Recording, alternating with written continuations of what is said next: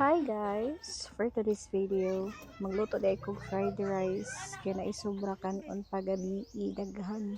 So sayangan ta mo akong fried rice. So karon naghaling ko kay walay butane diri. Ambot og nisiga baka ni akong gihaling. Bisita dai mi karon sa Bohol, nami sa Panglao, Bohol. Grabe ang experience diri jud as in. Shorten days lang kaayo mi diri. Dutog magstay jud diri nga usa jud ka buwan. Nya di man pwede kinasa tay pamilya sa Cebu. Ang kainit sa Cebu no. Grabe gi times 2 or times 10 diri, grabing igang nga, grabing inita. Uli na ko sa mga neron mura na ko abat. Naggum na kay ko.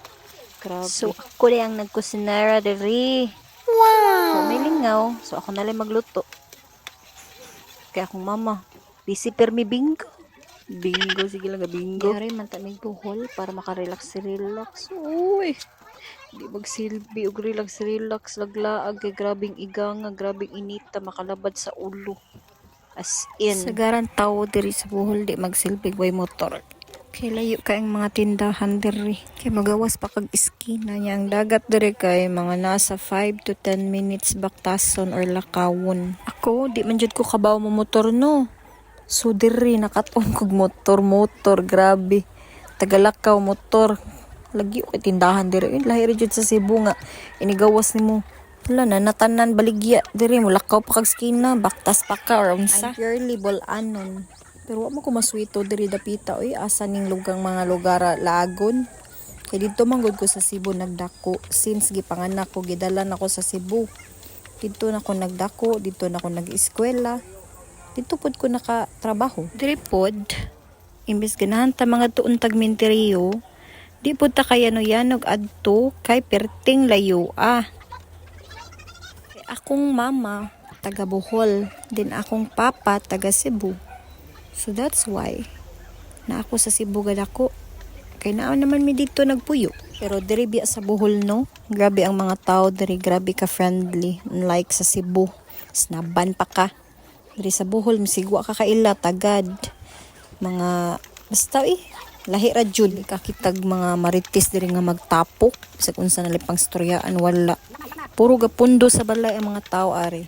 So I am proud bol-anon. Ug salamat po di ay sa akong mga uyuan nga buutan ug di mahubog, ug labi na sa akong lulo nga grabe ka gentle man, gabi ka humble na atanan, walay makalupig sa kong lulo. Magsigilag ngisi, sigilag katawa. Thank you for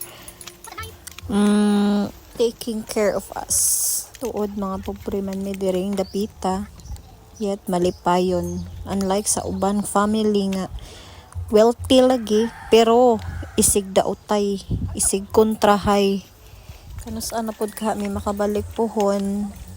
May lawas.